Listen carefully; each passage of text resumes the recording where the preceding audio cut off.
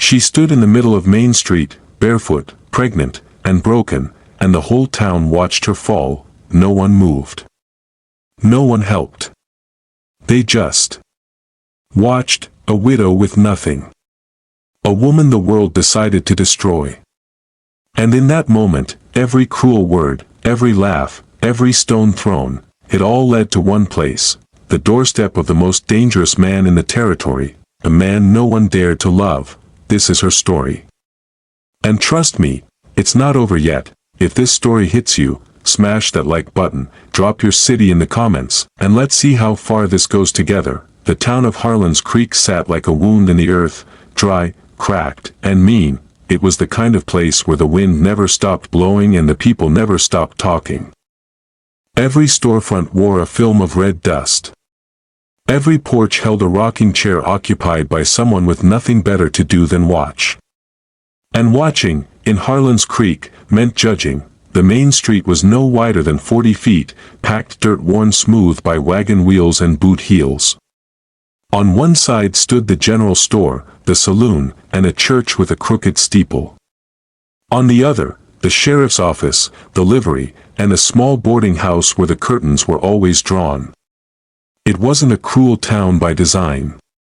It was cruel by habit.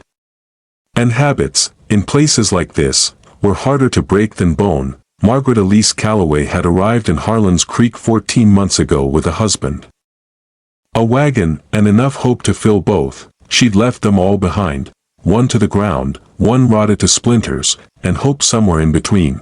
Thomas Calloway had been a good man. Quiet. Steady-handed. The kind of man who whistled when he worked and meant it. He'd promised her a life out west, somewhere green, somewhere new, somewhere the past couldn't follow. They'd barely made it past the Nebraska line before the fever took him. Margaret had buried him herself, with a shovel too heavy for her and a grief too heavy for anyone. She'd stumbled into Harlan's Creek with nothing but the clothes on her back, a plain cotton dress, worn thin at the elbows, and a belly that was just beginning to round beneath it. Because Thomas hadn't only left her a widow, he'd left her pregnant. For the first few weeks, the town had pitied her. Pity was easy to give, it cost nothing and made people feel generous. Mrs. Adeline Porter at the boarding house had let Margaret sleep in a back room for free. Old Doc Hewitt had checked on her once, felt the baby's position, and nodded like it was all routine. A few women had brought her broth. A man at the general store had slipped a loaf of bread into her basket without charging.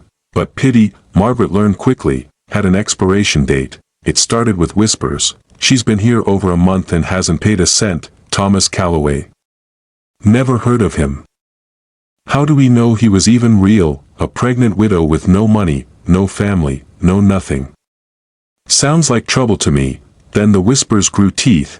It was old Walt Braddock, the man who owned half the land surrounding Harlan's Creek, who first said it loud enough for everyone to hear. He was sitting on the porch of the saloon one Tuesday morning, legs stretched out, hat tilted back, and he watched Margaret walk past with a basket of laundry she'd taken in to earn a few pennies. Woman like that, he said, loud enough, casual enough, like he was commenting on the weather. Pregnant, no husband in sight. You know what they used to call women like that, don't you? He didn't finish the sentence. He didn't have to. The word hung in the air like smoke. Margaret felt it before she understood it. A shift. A cooling. The way a room changes when someone walks in carrying bad news. Mrs. Porter stopped leaving broth at the door. The bread stopped appearing. The women who'd smiled at her in the street began to cross to the other side when they saw her coming, not out of fear, but out of something worse. Disgust. She tried to keep working. Laundry. Mending. Anything someone would pay her for. But doors began to close.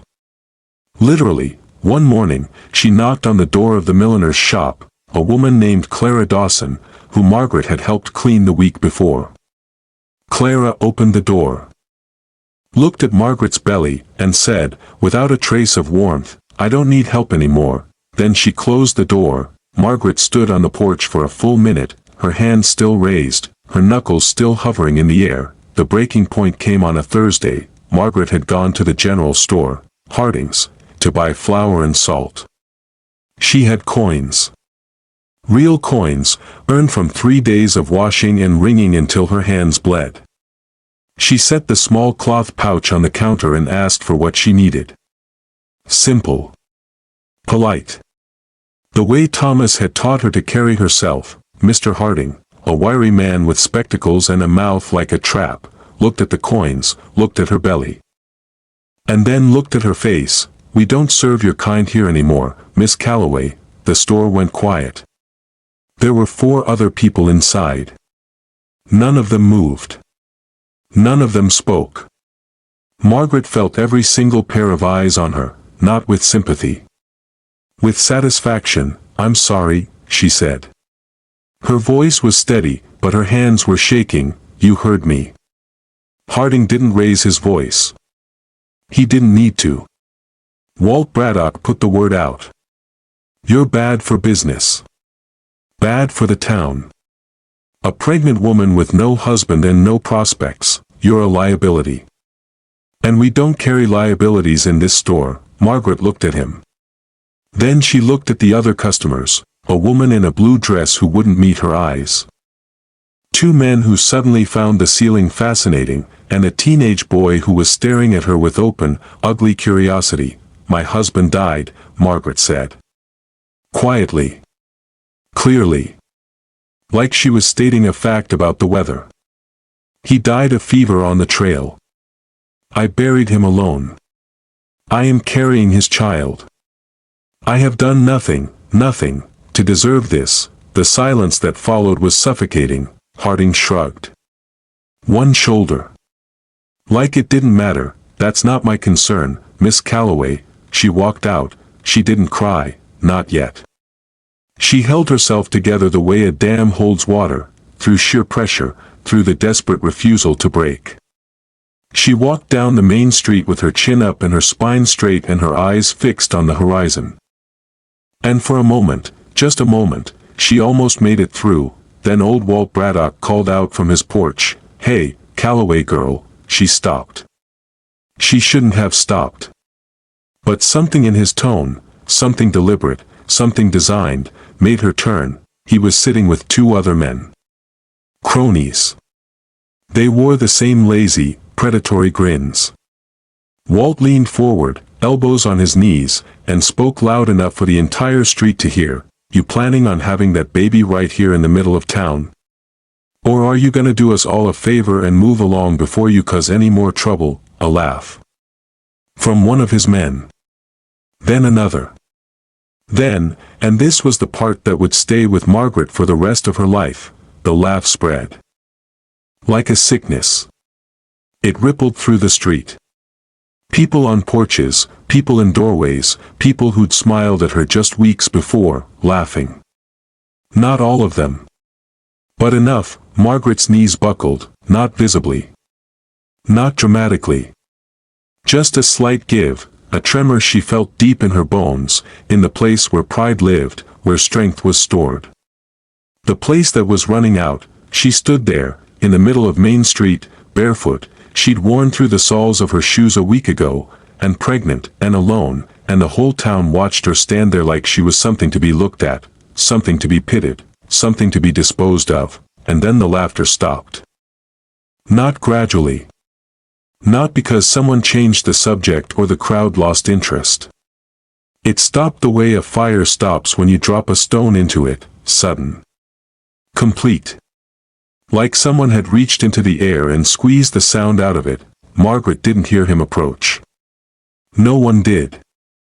One moment the street was full of noise, and the next, silence so thick you could choke on it. He stood at the edge of the street, half in shadow, half in the pale morning light. Broad. Massive, shoulders wide enough to block the doorway of the livery behind him. Jaw set. Eyes dark and flat and utterly, terrifyingly still. He wore no hat. His hair was black, cut rough, like he'd done it himself with a knife. His clothes were plain, work clothes, stained with dirt and grease. But there was nothing careless about the way he wore them. Everything about him was deliberate. Every inch of him said, "I am exactly where I intend to be, and I dare you to tell me otherwise." Margaret didn't know his name. Not yet, but she knew, the way you know thunder before you hear it, that this man was not someone you laughed at. Walt Braddock knew it too. His grin had vanished. He sat very still on his porch, hands wrapped around the arms of his chair, like a man bracing for impact. The stranger, the man, didn't look at Walt. Not yet. He looked at Margaret, his eyes moved over her slowly. Not the way men usually looked at her, not with hunger or pity or disgust. He looked at her the way someone looks at a wound they're trying to understand. Taking in the bare feet. The worn dress. The belly. The blood under her fingernails from weeks of work. The way she was standing, spine straight, chin lifted, refusing to fall even when everything in her wanted to. Something shifted in his expression. Something small. Something no one else would have caught. Then he turned his gaze to Walt Braddock, and he spoke. His voice was low. Rough. Like gravel dragged across stone. It didn't need volume. It filled the street the way water fills a crack, completely, inevitably. Without effort. "You got something to say, Braddock," he said. "Say it to me." The silence stretched. Walt opened his mouth. Closed it. Opened it again. "This ain't your business, Calloway," I said, the man repeated, and this time his voice dropped even lower, like a blade being drawn. "Say it to me." Walt looked at him for a long, terrible moment. Then he looked away. Stood up. Muttered something Margaret couldn't hear. Walked inside. His men followed without a word. The street remained silent. Margaret stared at the stranger. Her heart was hammering so hard she could feel it in her teeth. He was terrifying, not because he'd raised his voice or made a threat, but because he hadn't needed to. The threat was in the stillness. In the way the entire town had gone quiet just by his presence. In the way Walt Braddock, a man who owned half the county, had looked at him like a cornered animal. The stranger held her gaze for one more beat. His eyes were dark, almost black, and ancient in a way that had nothing to do with age. They were the eyes of a man who had seen something break and had never quite figured out how to put it back together. He didn't smile. Didn't nod.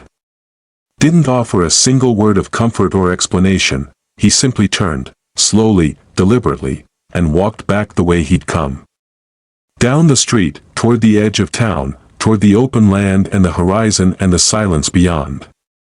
Margaret watched him go. She didn't know his name. She didn't know why he'd done it. She didn't know that in 3 days, her entire life would change because of this moment, this single, silent intervention by a man the town called a ghost, a brute, a danger. She only knew one thing, standing there in the dust with the laughter still ringing in her ears like a scar. For the first time in months, someone had seen her, and he had chosen to act.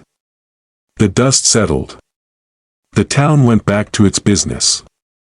And Margaret Elise Calloway stood alone in the middle of Main Street, but for the first time since Thomas died, she did not feel quite so breakable. 3 days passed before Margaret saw him again. 3 days in which the town of Harlan's Creek moved around her like water around a stone, not ignoring her, exactly, but avoiding her, the way people avoid something they've already decided is broken beyond repair. She slept on the back porch of the boarding house now. Mrs. Porter had locked the door to the spare room without explanation, simply sliding a folded blanket through the gap beneath it and disappearing back into the warmth of her kitchen. Margaret didn't knock. She didn't ask why. She already knew. The nights were brutal. Late autumn had settled over the territory like a slow exhale, and the temperatures dropped once the sun went down, not enough to kill, but enough to make sleep impossible. Margaret lay on the wooden slats with the thin blanket wrapped around her shoulders and one hand resting on the curve of her belly, feeling the baby shift and kick against her ribs, and she thought about Thomas. She thought about the grave she'd dug for him somewhere between Nebraska and here, a shallow grave, because the ground had been hard and her arms had been weak.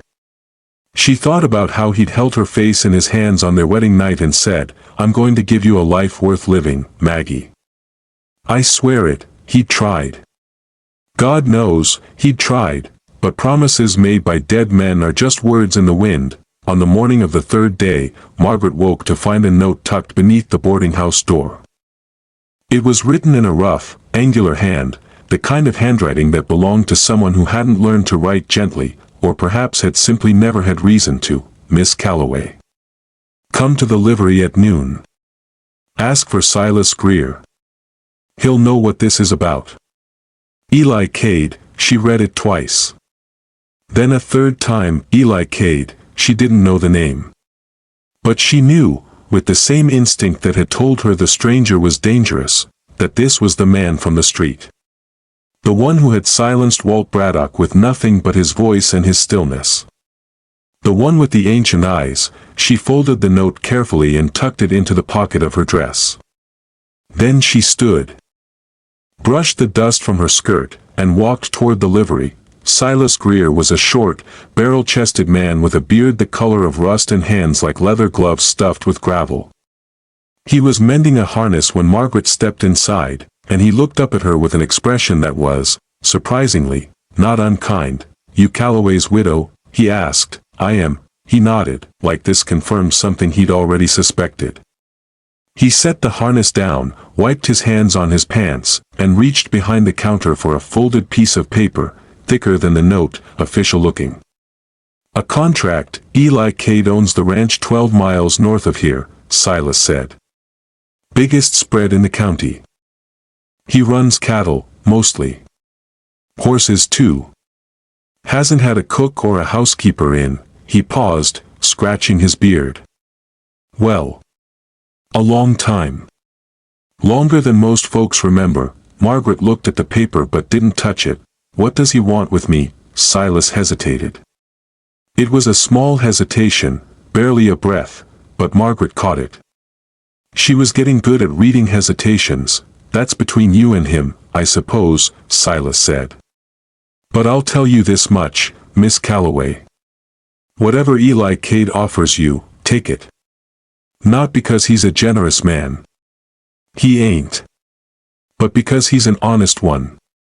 And in this town, honest men are rarer than gold." He slid the paper across the counter. Margaret picked it up. Read it slowly, her lips moving slightly as she worked through the careful, legal language. The terms were simple, almost brutally so. She would live at the Cade Ranch.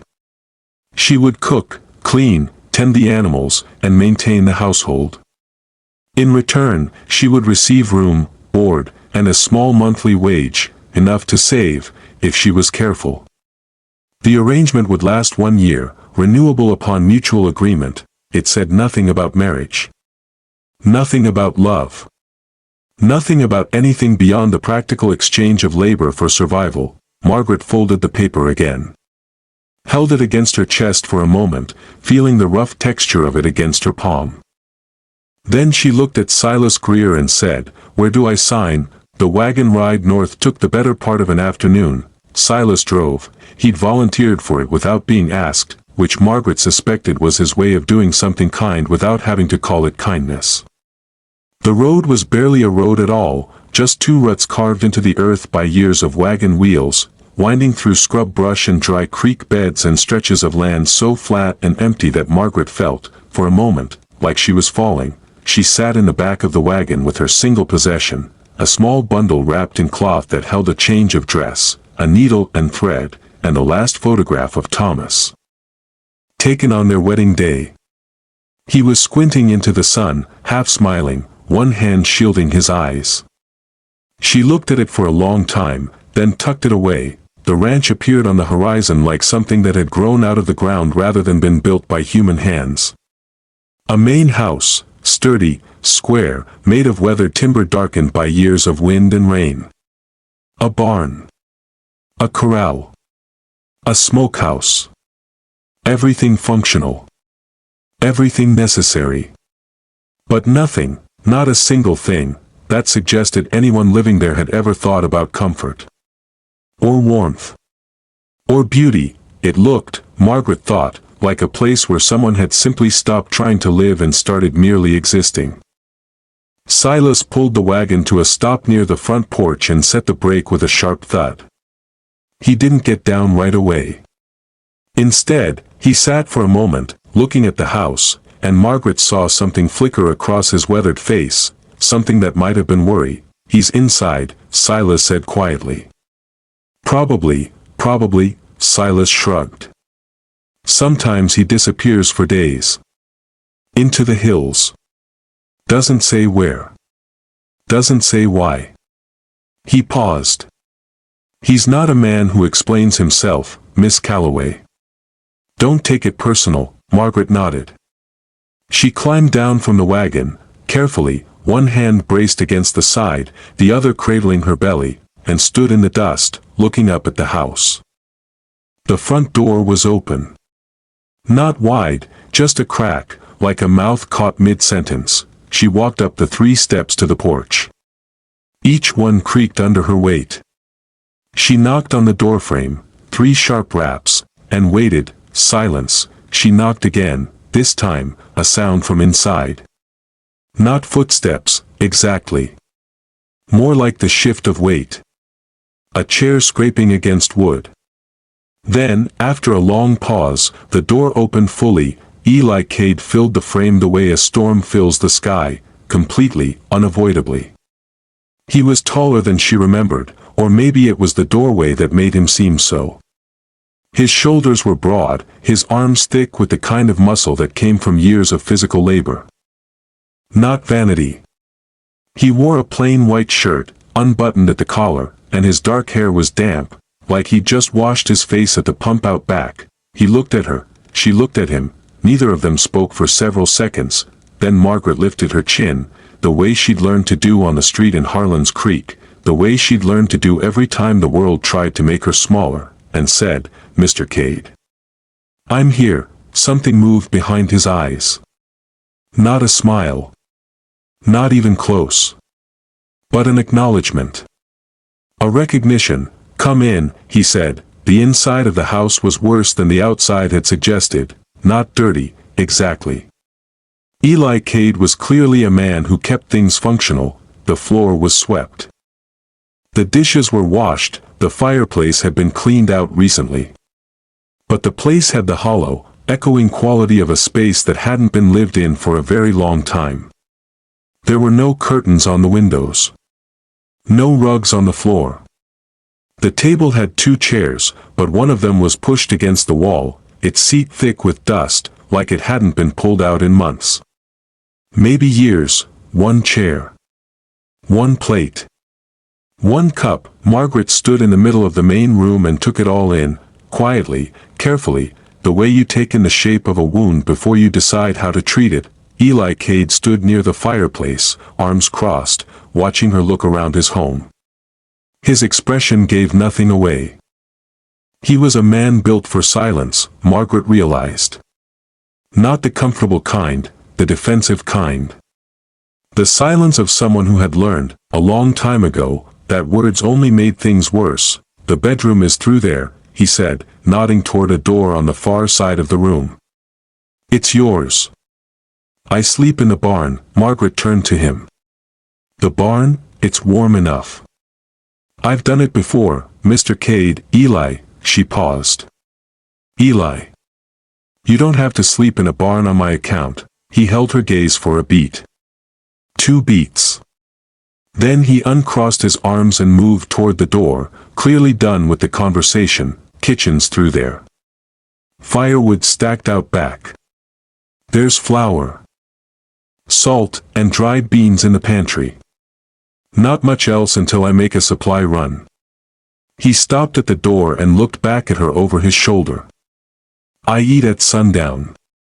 Whatever you make is fine." Then he was gone, out the door, down the porch steps, and disappearing toward the barn like a man retreating from a battlefield. Margaret stood alone in the cold, hollow house. She listened to his footsteps fade. Then she listened to the silence settle back in, thick and heavy and old, like dust that had been accumulating for years. She looked at the single chair at the table. The single plate. The single cup, then she rolled up her sleeves. The first meal she made was simple. Beans. Seasoned with what little she could find, a pinch of salt, a dried chili pepper she discovered at the back of the pantry, a handful of dried onion that had gone soft but still held flavor. She made cornbread from the flour and a little oil, baking it in a cast-iron skillet over the fire until it was golden and the smell of it filled the room like something warm being breathed into cold lungs. She set 2 plates on the table. 2 cups.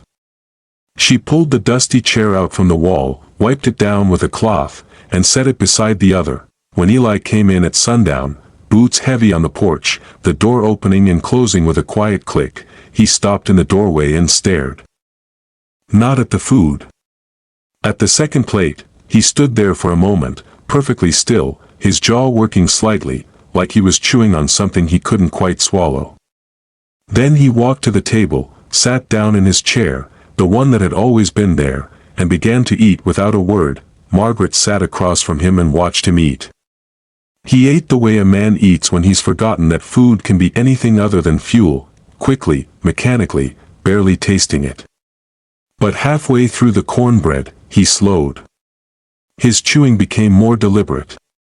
He broke off a piece and held it in his fingers for a moment, looking down at it. "This is good," he said, 2 words. Barely above a murmur. But Margaret heard them, heard the surprise buried inside them, the way you hear a crack in ice before you see it. "Thank you," she said. He nodded once. Finished eating. Stood up. Carried his plate to the basin by the pump, and then, after a pause that lasted just a beat too long, picked up her plate too and carried it alongside his. He didn't say goodnight.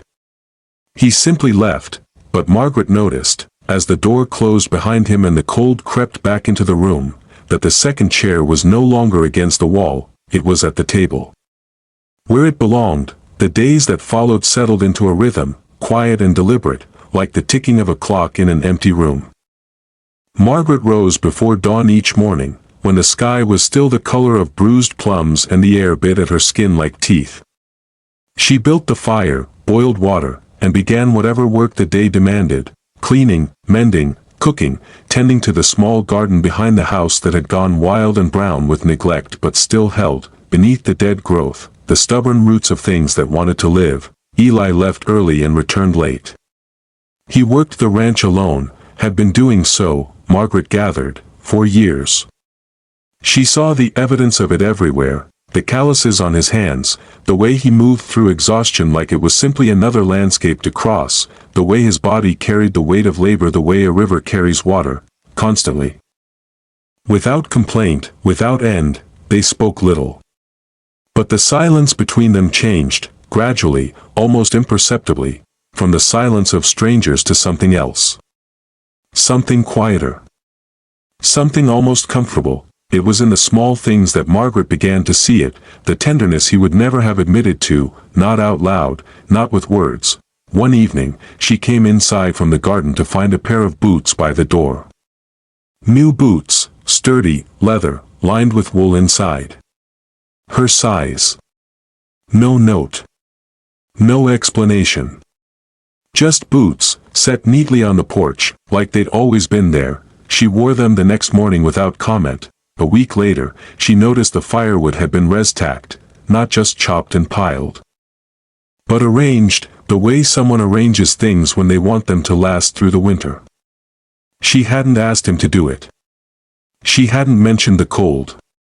But he'd seen her shivering near the fire one night, just once, just a small tremor she thought he hadn't noticed, and he'd done something about it. Quietly. Completely. Without fanfare. And then there was the cradle. Margaret found it one morning in the bedroom, the room he'd given her, the one with the single window that faced east and caught the first pale light of dawn. It was tucked in the corner, half hidden by the shadow of the wardrobe, like he'd placed it there and then immediately tried to pretend it wasn't there at all. It was beautiful, not ornate, not decorated or polished or painted, but crafted. Built with care, with attention, with the kind of patience that only comes from someone pouring something into their hands because they have nowhere else to put it. The wood was smooth, sanded until it was almost soft. The joints were tight and clean. A small piece of leather had been cut and shaped into a handle on one side, something to grip, something to rock. Margaret ran her fingers along the edge of the cradle and felt something tighten in her chest. Not grief, exactly, but something close to it. Something that lived in the same neighborhood. She didn't mention it to Eli that evening. But when he came inside for dinner, beans again, better seasoned this time, with a piece of dried venison she'd found hanging in the smokehouse, she looked at him across the table and said, simply, "Thank you." He looked up from his plate. Met her eyes. He knew what she meant. He nodded once. Then went back to eating, and Margaret understood, in that moment, what Silas Greer had meant when he'd called Eli Cade an honest man. It wasn't that he told the truth with words.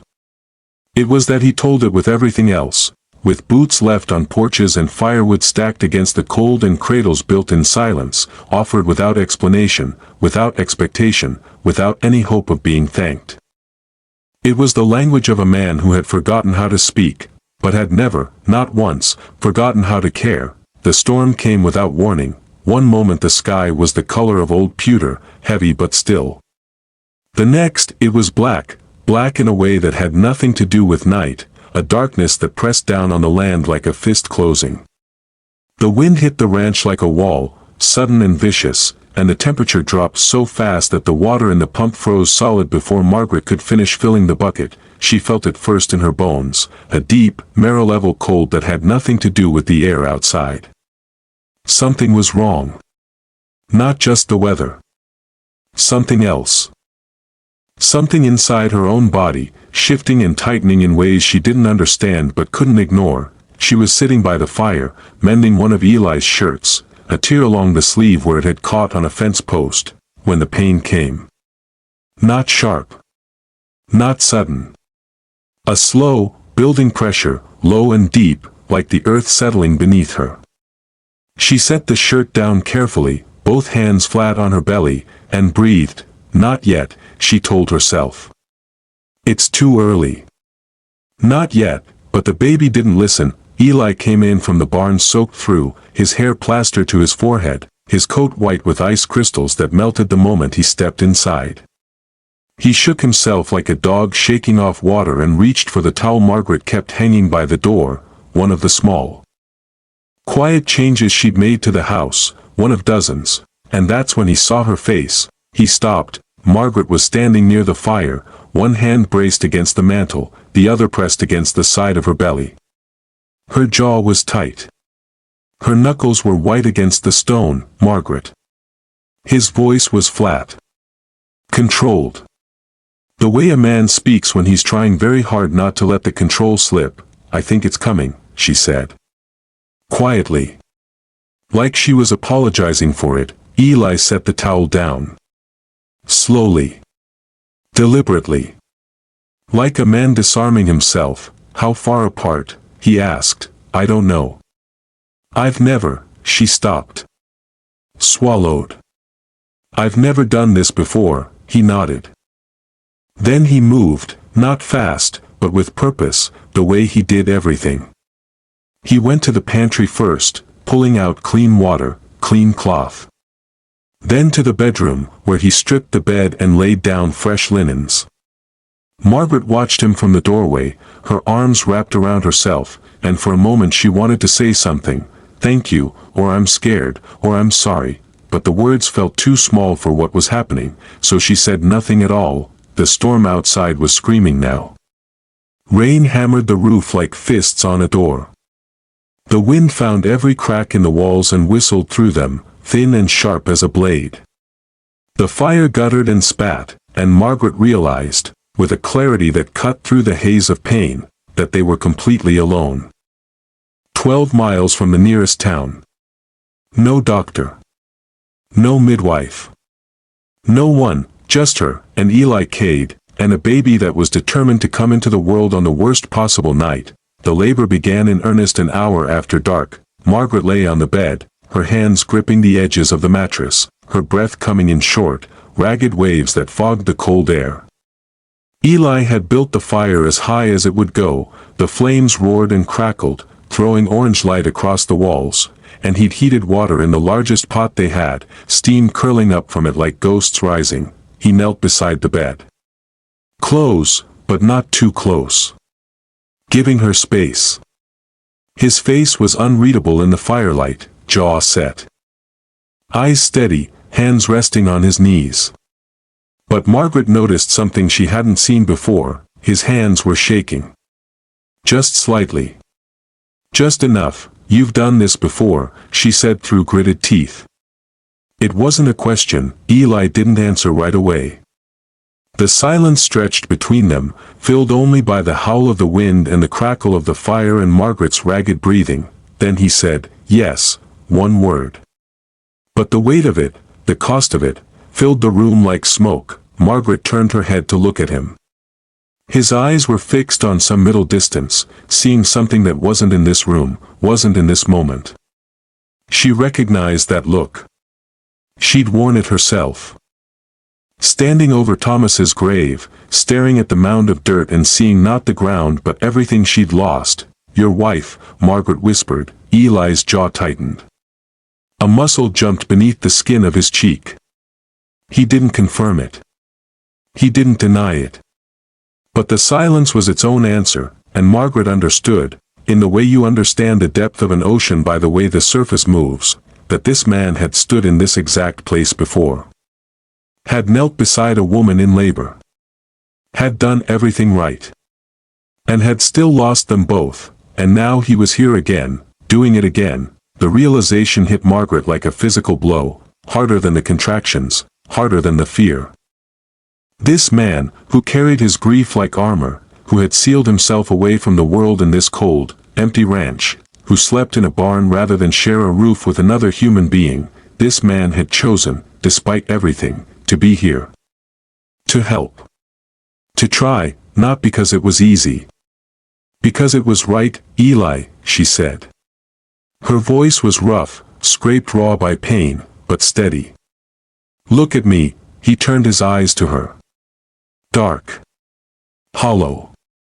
Terrified in a way that his face would never quite admit. I'm here, she said. I'm not going anywhere. Something cracked behind his eyes. Something old and calcified and heavy, shifting like a stone at the bottom of a riverbed. He held her gaze for a long moment. Then he nodded, once, sharp, and turned back to the work. The hours that followed were the longest of Margaret's life. Pain came in waves, great, crushing waves that stole her breath and made her grip the sheets until her fingers ached. Between the waves, there was a brief, merciful stillness, and in those still moments, she could hear the storm raging outside like something alive, something angry, something that wanted very much to tear the world apart. Eli was there through all of it. Not speaking, mostly. Not offering false comfort or empty reassurance. He was simply present, a steady, immovable force beside her, his hands gentle when they needed to be gentle, his voice low and firm when the pain threatened to pull her under. At one point, she didn't know what time it was, only that the fire had burned low and Eli had rebuilt it twice. The bleeding started. Not a trickle. A flood. Margaret felt it before she saw it, a sudden warmth between her legs that turned cold almost instantly, and she looked down and saw the red soaking through the white linens and felt, for the first time that night, real terror. Eli saw it too. He didn't panic. Margaret would remember this later, in the quiet days that followed, the way he didn't flinch, didn't freeze, didn't let the fear show on his face. He moved with calm, practiced efficiency, packing clean cloth where it needed to go, pressing firmly, his hands steady even as the rest of him trembled. He'd seen this before, Margaret realized. He knew exactly how dangerous it was, and he knew exactly what it had cost him the last time. Stay with me, he said. Quietly. Not a command. A plea, the first one Margaret had ever heard from him, and it undid her more completely than any of the pain had. I'm here, she said again. And meant it with everything she had. The baby came just before dawn. Margaret felt it, the final, unstoppable surge, and she pushed with everything left in her body, which wasn't much, but it was enough. Eli's hands were there, steady and sure, guiding, catching, and then, a cry, small, thin, furious at the cold and the dark and the violence of being born. A girl. Eli lifted her, carefully, like she was made of glass and starlight, and wrapped her in the clean cloth he'd prepared.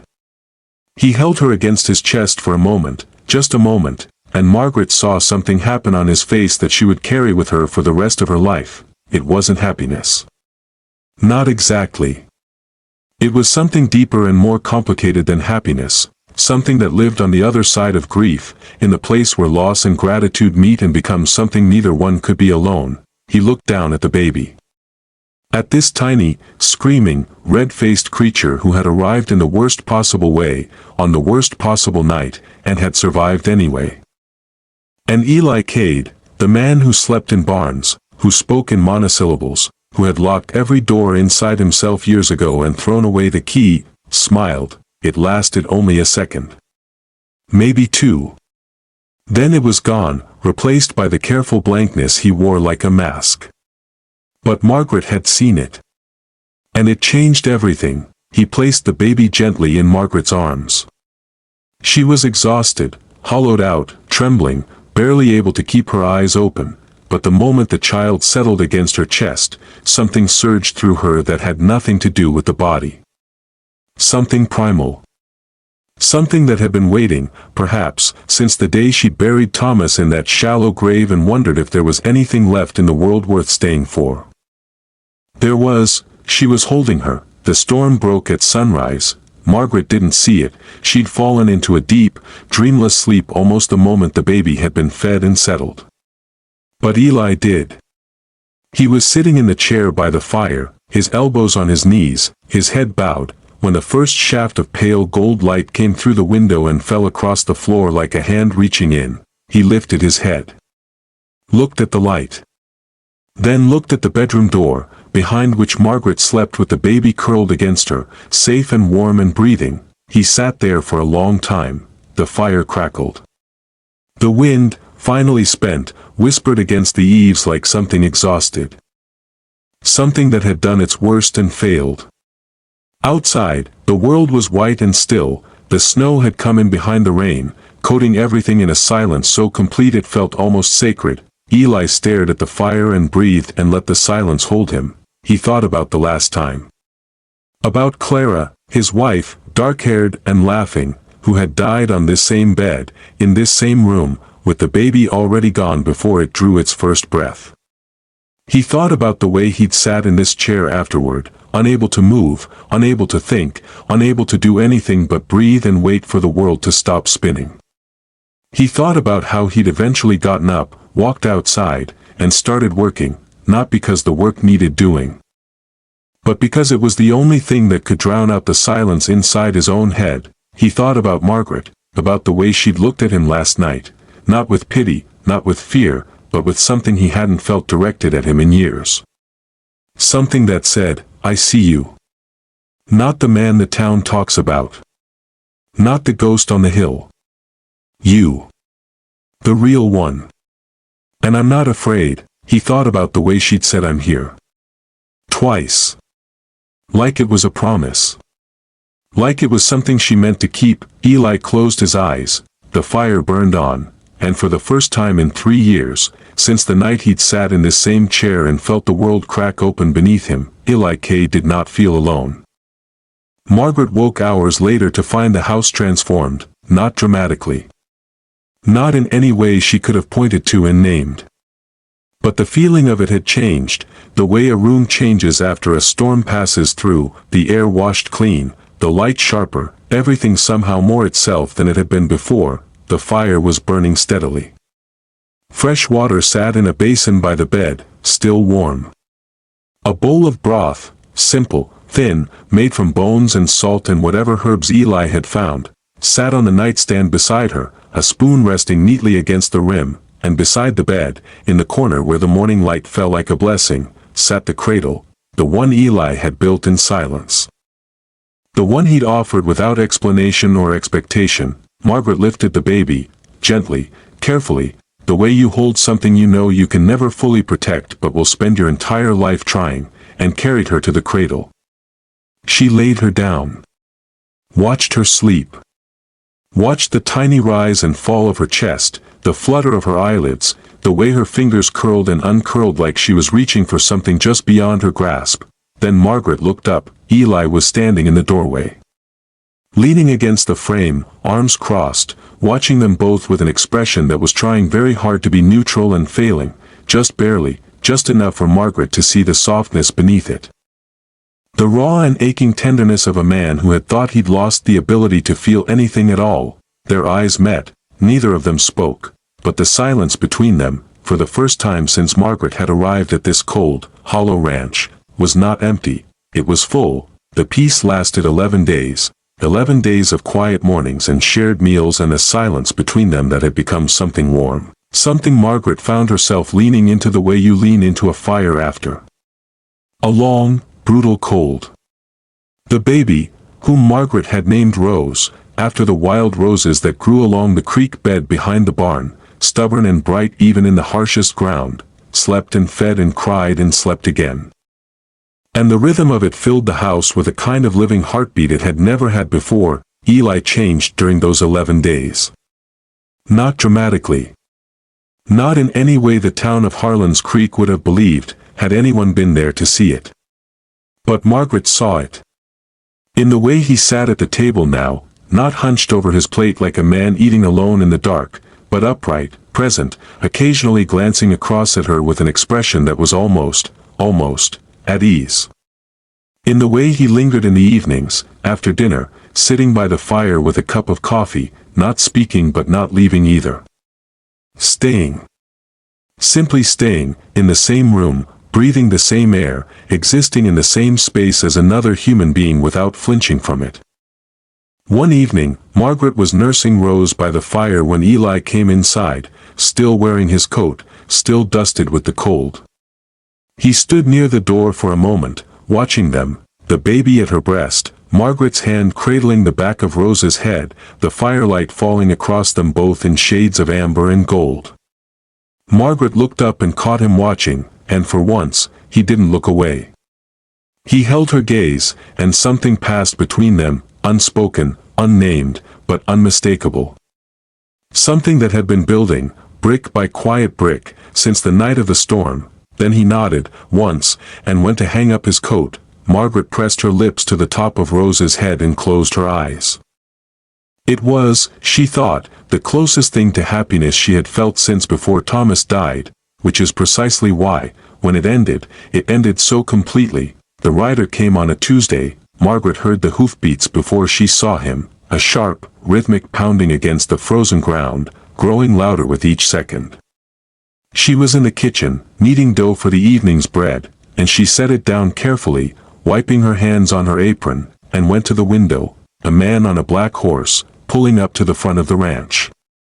He dismounted with practiced ease, smooth, unhurried, the kind of movement that belonged to someone who was used to arriving places and expecting people to notice. He was tall, lean, dressed in clothes that were too clean and too fine for a ranch 12 miles outside of Harlan's Creek. A dark coat, polished boots, a hat tilted at an angle that suggested vanity rather than function. Margaret had never seen him before, but something in the way he stood, the way he planted himself in front of the house like he owned it, like he had every right to be there, made her stomach tighten. She heard Eli before she saw him. He came around the side of the barn, wiping grease from his hands with a rag, and stopped the moment he saw the rider.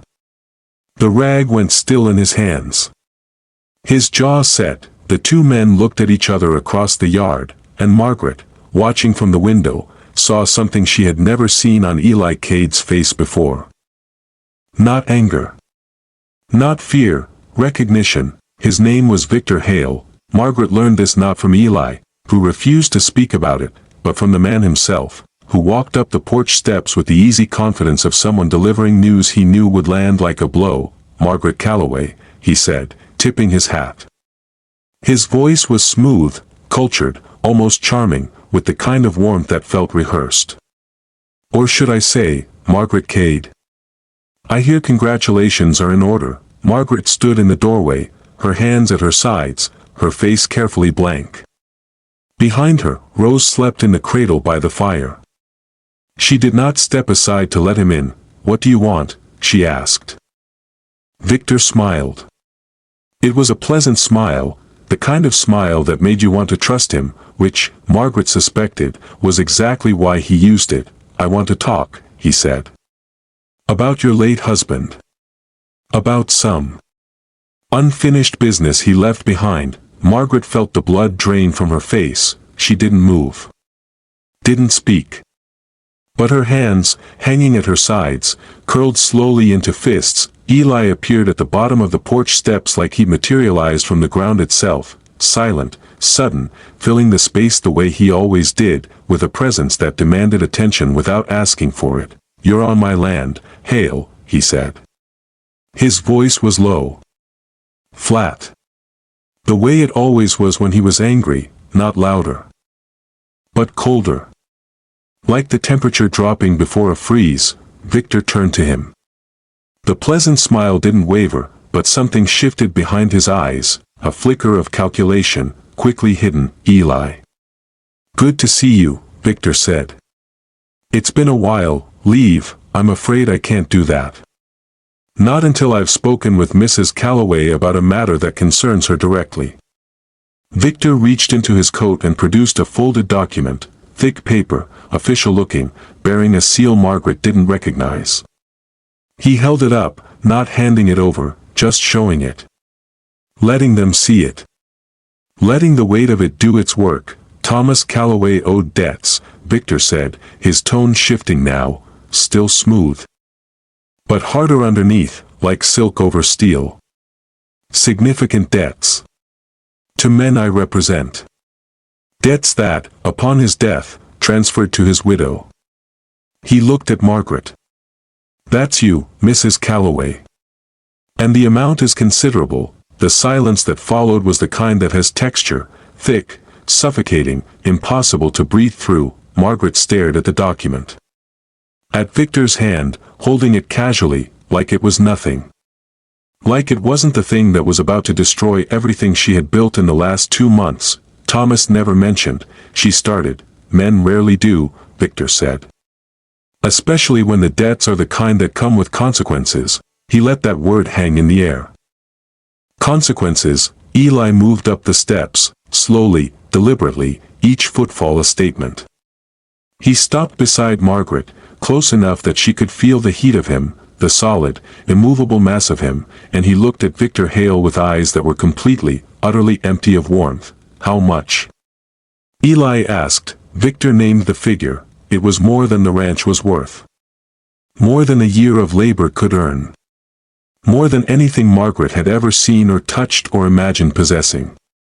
It was a number designed to crush, to make the debt feel not just large but impossible, the kind of weight no one could carry. Margaret felt her knees go weak. She didn't let them buckle, she'd learned. In these months, how to hold herself up even when everything inside her was collapsing, but the effort cost her. Her vision blurred at the edges.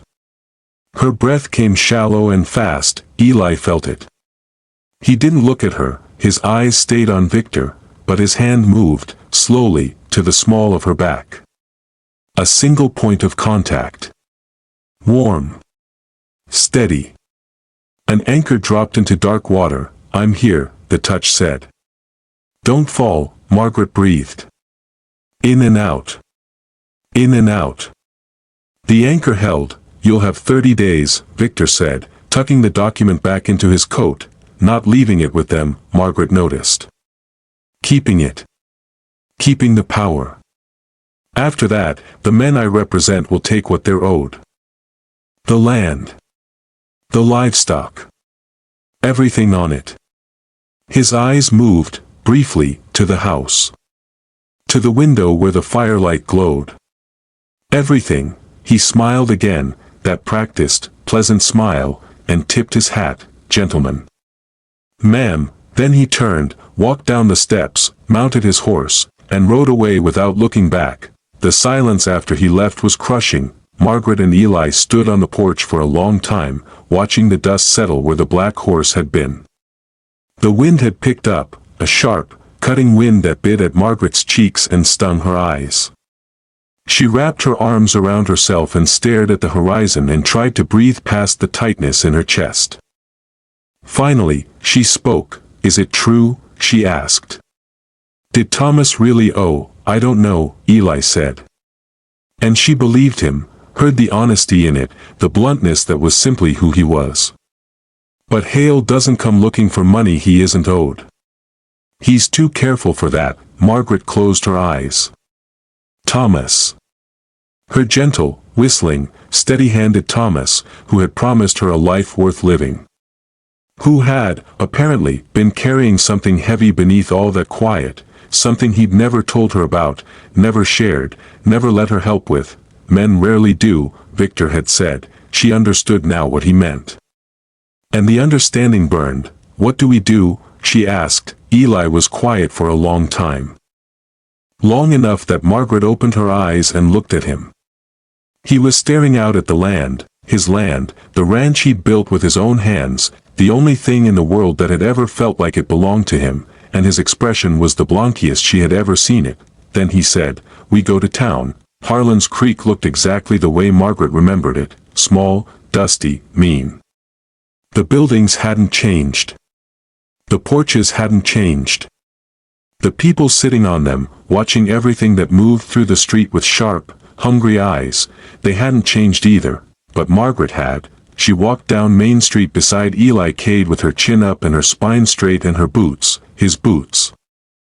The ones he'd left on the porch without a word, solid and warm on her feet. Rose was strapped to her chest in a cloth sling, sleeping peacefully, oblivious to the storm that was gathering around her. The whispers started almost immediately. Margaret heard them, felt them, really, like small stones being thrown from a distance, but they didn't land the way they used to. They bounced off something harder now. Something that had been forged in a cold house and a long night and 11 days of quiet, shared survival. Walt Braddock was on his porch. Of course he was. He saw them coming, saw her coming, with Eli beside her, with the baby against her chest, and his expression shifted through several stages: surprise, calculation, and then something that looked very much like fear. Eli didn't look at Walt. He didn't need to. His presence alone was enough, a gravitational force that pulled every eye on the street, that silenced every conversation, that made the air feel heavier just by existing in it. They walked to the sheriff's office. Sheriff Dade was a thin man with a thin mustache and the nervous energy of someone who had been sheriff for longer than he'd wanted to be. He looked up when they entered, saw Eli, and went very still. "Eli," he said carefully. "What can I do for you?" Eli set Victor Hale's name on the sheriff's desk like a card being played. "I need to know everything you have on him." Eli said. "Every debt he's collected. Every man he's represented. Every piece of land he's taken." Sheriff Dade stared at him. Then at Margaret. Then back at Eli. "That's a lot of ground to cover, Eli." "Then I suggest you start," Eli said. And the way he said it, quiet, unhurried, absolutely certain, left no room for argument. It took 2 days. 2 days of Sheriff Dade pulling records, sending telegrams, piecing together a picture that had been hidden in plain sight for years. Victor Hale was not simply a debt collector. He was a predator, a man who targeted widows, settlers, anyone vulnerable enough to be squeezed without anyone else noticing or caring. He'd done it in 3 other towns. He'd done it here, quietly, under the radar, buying up land through debts that may or may not have been legitimate. The key word was may or may not, because Victor Hale, it turned out, had a habit of inflating debts. Of adding interest that had never been agreed to. Of forging signatures on documents that the supposed debtors had never seen. Thomas Calloway's debt, if it had existed at all, had almost certainly been manufactured. Sheriff Dade brought the evidence to Eli and Margaret on the evening of the second day. He spread it across the kitchen table, letters, ledgers, copies of land transfers, and pointed to the discrepancies with a trembling finger. "He's been doing this for years. Dade said. And no one stopped him. Because no one's looked, Margaret stared at the papers. At the forged signatures. At the inflated numbers. At the careful, meticulous construction of a lie designed to destroy lives. She thought about Thomas. About whether he'd known. About whether he'd been afraid. Then she looked at Eli. He was already looking at her, and in his eyes, those dark, ancient, guarded eyes, she saw something new. Something bright and sharp and fierce. Not this time, his expression said. Not her. Not us. Not again. The confrontation happened on a Friday morning, in the middle of Main Street, in front of the entire town of Harlan's Creek. Sheriff Dade had sent a telegram the night before, to the territorial marshal. To the judge in the next county, to anyone with the authority to act. But it was Eli who arranged for Victor Hale to be there. A single message, delivered by rider, come back to Harlan's Creek. The matter is not yet settled. Victor arrived expecting victory. He rode into town on his black horse, dressed in his fine dark coat, that pleasant smile already in place, the smile of a man who had done this dozens of times and never once been stopped. He found the entire town waiting for him, not just Sheriff Dade, standing in front of his office with his hand resting on his holster. Not just the sheriff's deputy, and the two men Dade had deputized for the occasion. The whole town. On porches. In doorways. Watching, and at the center of it all, in the middle of Main Street, in the exact spot where Margaret had stood barefoot and pregnant and broken, months ago, stood Eli Cade. Margaret was beside him. Rose in her arms, wrapped in a blanket against the cold, wide awake, dark eyes open and alert, as though even she understood that something important was happening. Victor pulled his horse to a stop. The smile flickered, just once, before he rebuilt it. Well, he said, dismounting. This is unexpected. Eli didn't move. Didn't speak. Just stood there, massive, still, immovable, the way he always stood when the world was about to find out what kind of man he was. Sheriff Dade stepped forward, the forged documents in his hand. Victor Hale, he said. You're under arrest for fraud, forgery, and conspiracy to defraud. We have evidence of your activities in this county and 3 others. The territorial marshal has been notified and will be here by week's end. Victor's smile vanished, not gradually. All at once, like a mask being ripped off. What was underneath was not pleasant, not charming, not cultured, not any of the things the smile had promised. It was cold. Hard. The face of a man who had built his entire life on deception and was watching it crumble in real time. He looked at Sheriff Dade. Then at the documents. Then at the crowd. Then, finally, at Eli. You did this, Victor said. His voice had lost its smoothness. It was raw now. Stripped. Angry, Eli held his gaze. She did this, Eli said. Quietly. And nodded toward Margaret. Margaret met Victor's eyes without flinching. Without shame. Without any of the fear or smallness he had spent years cultivating in people like her. She stood in the middle of Main Street, the same street where the town had laughed at her, where Walt Braddock had told her to disappear, where she had felt the ground give way beneath her, and she stood tall. Not because the world had suddenly become kind, but because she had survived the worst it could throw at her, and she was still here. And the man beside her, the man who had silenced a crowd with a single sentence, who had built a cradle in secret and boots left on porches and a steady hand in the dark, was standing with her, not behind her. Not in front of her, beside her. Victor looked between them, at Margaret, at Eli, at the town that had, for once, chosen to watch him fall instead of watching her, and something broke behind his eyes. Not dramatically. Not with tears or rage or any of the grand gestures of a man brought low. It was quieter than that. Smaller. The simple, devastating recognition that the game was over. Sheriff Dade stepped forward with the manacles. Victor didn't resist. He let himself be led away, toward the jail. Toward the marshal, toward the reckoning that had been coming for years, and as he passed Margaret, he paused. Just for a moment. Just long enough to look at her one last time. She held his gaze, and then he looked away, and kept walking, and was gone. The crowd on Main Street dispersed slowly, the way crowds do after something significant, not all at once, but in small groups, murmuring, exchanging looks that carried the weight of what they'd just witnessed. Some of them glanced at Margaret as they passed. Not all of them were kind. Some of the old whispers still lived in their eyes, the judgment, the suspicion, the habit of cruelty that towns like this wore like skin. But others, a few, not many, but enough, stopped. Nodded. One woman, Margaret didn't know her name, reached out and squeezed her hand, just briefly, just enough to say "I see you now," and then moved on. Walt Braddock was not on his porch. Margaret noticed this as she and Eli walked back toward the livery where they'd left the wagon. The rocking chair was empty.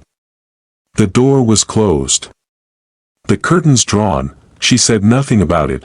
Eli said nothing either, but as they climbed into the wagon, Margaret first, carefully, Rose still cradled against her chest, and then Eli, settling into the driver's seat with the easy, practiced weight of a man who had done this 1,000 times.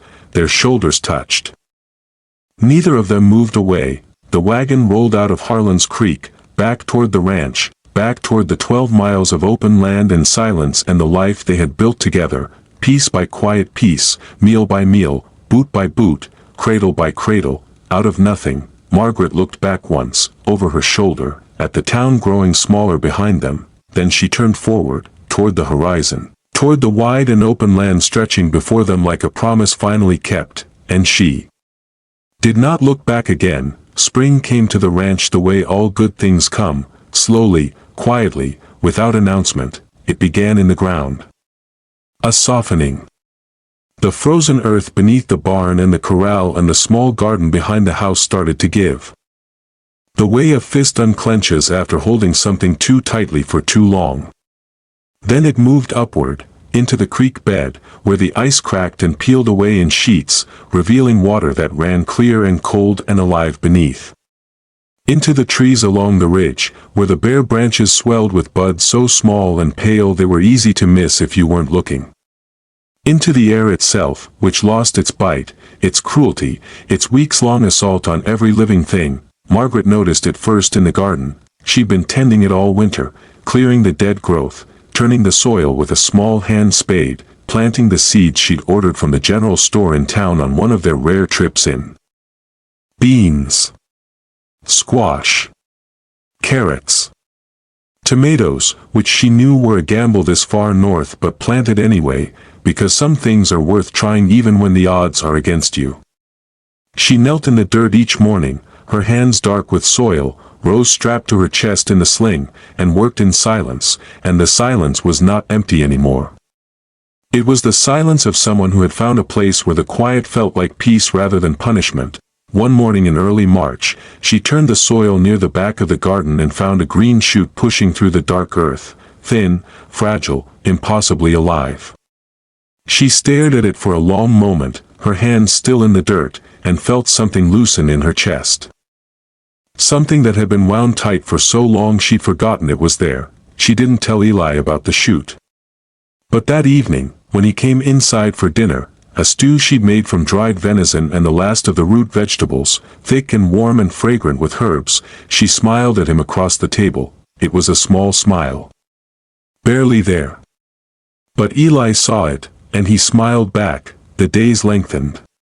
The work changed shape, winters desperate, survival-driven labor giving way to something gentler, more rhythmic. Eli fenced the new pasture he'd been planning since before the storm, driving posts into the now thawing ground with steady, unhurried blows of the sledgehammer.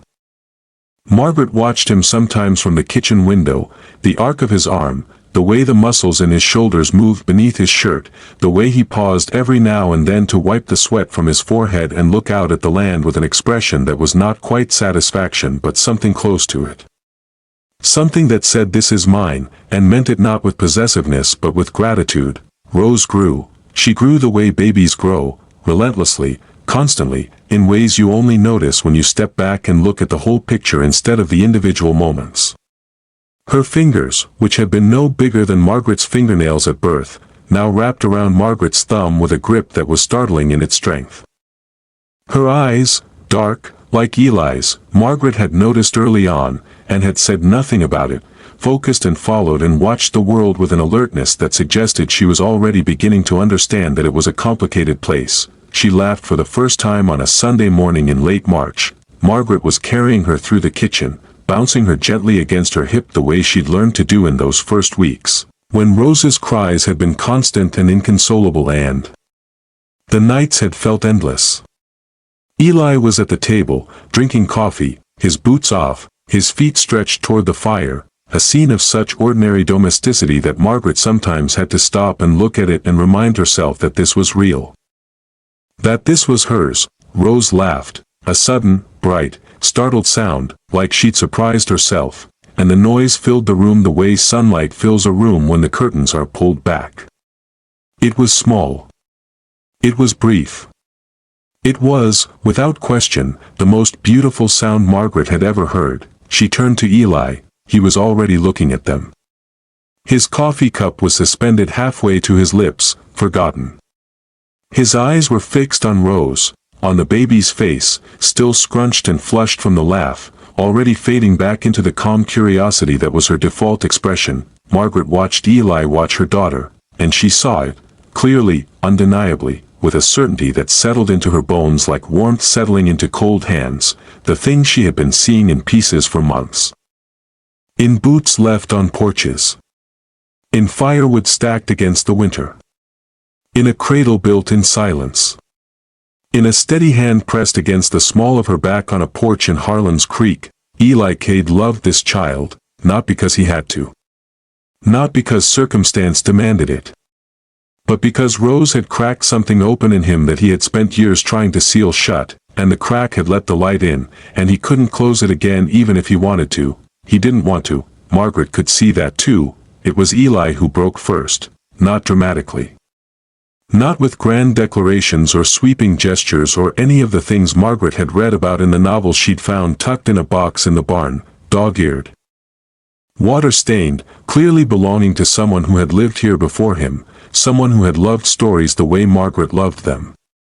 It happened quietly. Naturally. The way a river changes course, not all at once, but gradually, inevitably, following the path of least resistance until the new direction becomes the only direction. They were sitting on the porch one evening in April. The sun was going down, a slow, magnificent collapse of gold and amber and deep, bruised purple along the western horizon. Rose was asleep in Margaret's arms, her face slack and peaceful, one tiny fist curled against Margaret's collarbone. The air was warm enough to sit in without coats, cool enough to feel good against the skin. Somewhere in the distance, a creek was running, the sound of it constant and quiet, like breathing. Eli was leaning against the porch railing, his arms crossed, looking out at the sunset. He'd been quiet all day, quieter than usual, which was saying something.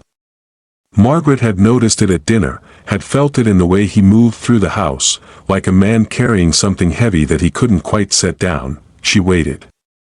She'd learned, over these months, that Eli Cade could not be rushed. That the words, when they came, would come on their own schedule, and all she could do was be there when they arrived. The sun sank lower. The sky deepened. A bird sang somewhere in the trees along the creek, a single, clear note, repeated 3 times, then silence. Eli spoke. My wife's name was Clara. Margaret didn't move. Didn't turn her head. She kept her eyes on the horizon, on the fading light, and let his words settle into the space between them like stones dropping into still water. We came here together, he continued. His voice was low, not rough, for once, but careful. Like he was handling something fragile. Built this place with our own hands. Took us the better part of 2 years. She wanted curtains. A pause. The ghost of something that might have been a smile. I told her curtains were a waste of good fabric. She told me I was a fool. She was right, Margaret said nothing. Just listened, she got pregnant, Eli said. We were so happy, Margaret. I don't think I've ever told anyone that. But we were. Happy in a way I didn't know was possible. Another pause. Longer this time. The labor was hard. Too hard. And there was no one here. No doctor. No one but me, his voice cracked. Just barely. Just enough for Margaret to hear the fracture beneath the careful control, the place where the grief lived, raw and old and unhealed, like a wound that had never been allowed to close. I lost them both, he said. Clara. And the baby. A boy. We were going to call him Samuel. The silence that followed was enormous. It filled the porch, the yard, the space between them. The space inside Margaret's chest where her own grief lived, quieter now than it had been, but still there, still present, a companion she had learned to carry rather than fight. She turned to him. He was looking at his hands, large, calloused, capable hands that had built a ranch from nothing and held a dying woman and built a cradle for another man's child, and his expression was the most open she had ever seen it. Every wall down. Every guard lowered. The face of a man who had been holding something inside for 3 years and had finally let it go. Margaret shifted Rose gently in her arms and reached out with her free hand. She touched his arm, just her fingertips. Just barely, the lightest possible contact. He looked up, their eyes met, hers steady and warm and full of something she hadn't yet named aloud, his dark and raw and terrified and hopeful in a way that made him look, for just a moment, not like the massive, intimidating man the town feared, but like the boy he must have been once, before the world taught him to be afraid. You're not alone anymore, Eli, Margaret said. Quietly. Simply. The way you say something you know to be true. His jaw tightened. His eyes glistened, just for a second, just enough, and then he blinked, and breathed, and nodded, and his hand moved, slowly, carefully, and covered hers. They sat like that. On the porch, as the sun finished its descent and the sky went from gold to purple to deep, velvety black. His hand over hers. Her daughter sleeping against her chest.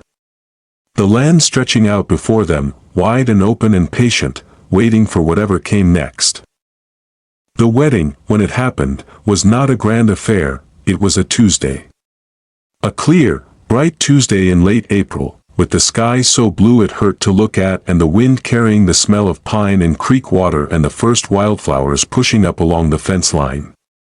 Margaret wore her best dress, the one she'd mended 3 times, the cotton soft as skin against her body, and Eli wore a clean shirt and his good boots, the ones he kept polished by the door, and they rode into Harlan's Creek together on the wagon with Rose between them, wrapped in a white blanket that Margaret had sewn from scraps of fabric over the course of 2 weeks, stitching by firelight after the baby was asleep. The ceremony was short. A minister, a traveling preacher named Brother Holt, a round, kindly man with spectacles and a voice like warm honey, performed it on the steps of the church with the crooked steeple. There were no guests, exactly. But people watched. Of course they watched. It was Harlan's Creek, and watching was what they did. Some of them watched with the old suspicion still in their eyes, the habit of judgment, worn smooth by years of use. But others watched differently. Quietly. With something that might have been shame, or might have been recognition, or might have been the simple, slow understanding that the woman they had laughed at on Main Street was standing in front of them now. Whole and unbroken and loved, and that the man beside her, the man they had feared and whispered about and stayed clear of for years, was looking at her like she was the only thing in the world worth seeing. When Brother Holt pronounced them married, Eli turned to Margaret and did something she had never seen him do before. Not once, in all the months she had known him. He kissed her, not passionately. Not desperately. Gently. Carefully. The way you kiss something precious. The way you kiss something you are afraid of losing and are determined, with every fiber of your being, to keep. Margaret smiled against his lips, Rose, strapped to Margaret's chest, made a small sound, not a cry. Just a murmur, like she was commenting on the proceedings, and a few of the onlookers laughed. Real laughter this time. Not the cruel, cutting kind that Margaret remembered from months ago. The kind that comes from warmth. From something shared. Eli pulled back.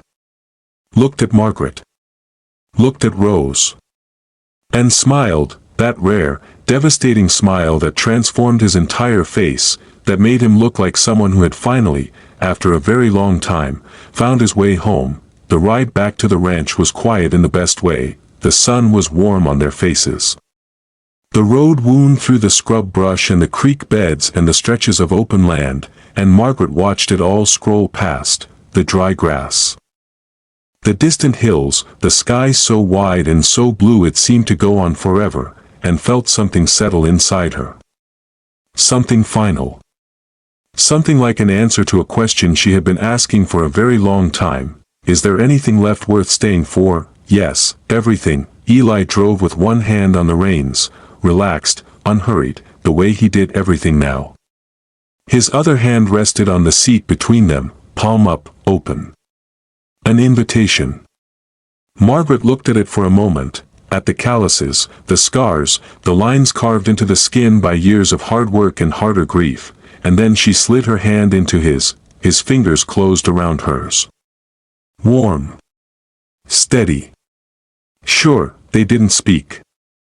They didn't need to. That evening, the ranch was alive, not loud, not in the way towns and saloons and crowded streets were loud. Alive in the quieter, deeper sense. The fire burned in the hearth, casting its warm amber glow across the room. The table was set for two plates, 2 cups, 2 chairs pulled close together, close enough that their knees touched beneath the table when they sat. The smell of dinner filled the air, a roast, slow-cooked all day, tender enough to fall apart at the touch of a fork, seasoned with herbs from the garden that Margaret had coaxed back to life from dead soil. Rose lay in the cradle by the fire, the cradle Eli had built with his own hands. In silence, before Margaret had even arrived.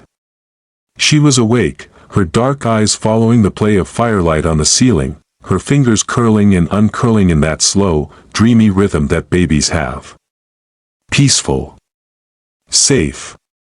Exactly where she was supposed to be. Margaret stood in the kitchen doorway and watched all of it, the fire, the table, the baby, the man sitting in his chair with his boots off and his sleeves rolled up and an expression on his face that was so quietly, deeply content it made her chest ache with the beauty of it, and she thought about the woman she had been when she first walked into this house, cold.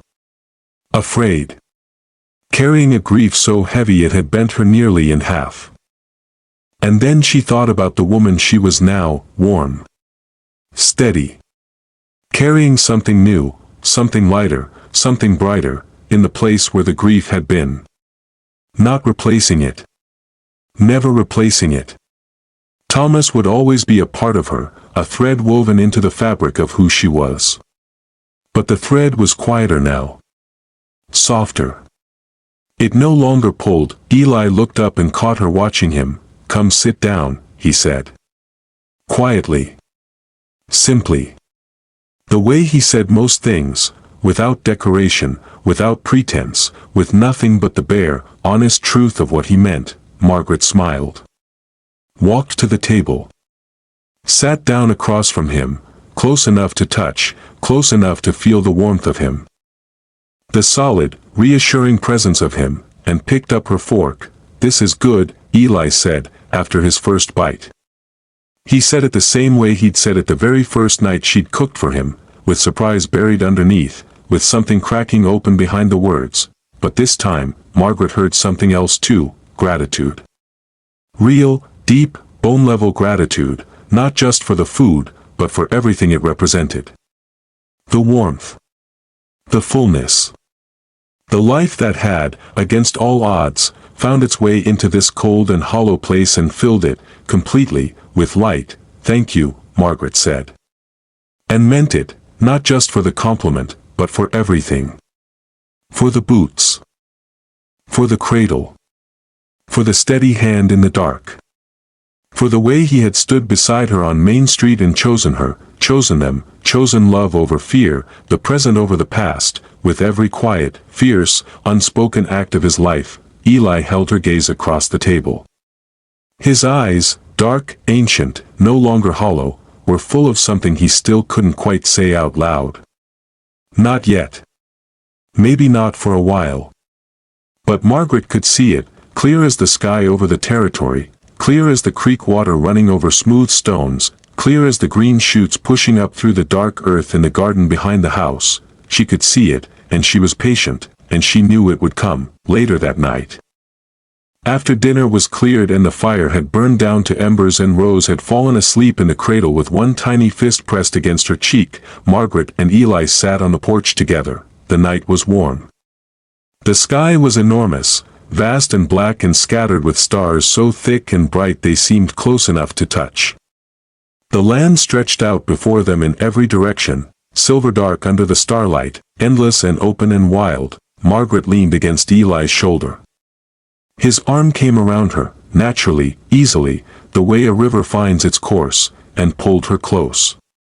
She rested her head against him and listened to the sound of his heartbeat beneath her ear, steady, strong, alive, and felt the last of the cold, the last of the fear, the last of the weight she had been carrying since Thomas died, lift from her shoulders like a bird taking flight. They sat in silence for a long time. Then Eli spoke. "I love you, Margaret." 3 words. Quiet. Rough. Spoken like a man who had been holding them inside for months and had finally found the courage to let them go. Margaret closed her eyes. Pressed her face against his shoulder. Felt the tears come, not sad tears, not grief tears, but the kind that come when something you have been waiting for, something you have been hoping for without quite allowing yourself to hope, finally arrives. "I know," she said. And smiled. His arm tightened around her. His lips pressed against the top of her head, warm, gentle, a kiss that said everything words couldn't. They stayed like that, together, close, breathing the same air, as the stars wheeled slowly overhead and the land stretched wide and patient before them and the night settled around them like a blanket, like a blessing, like the quiet, earned peace of 2 people who had walked through fire and come out the other side. Not broken, not alone, whole. The west stretched wide and hopeful before them, and they faced it together.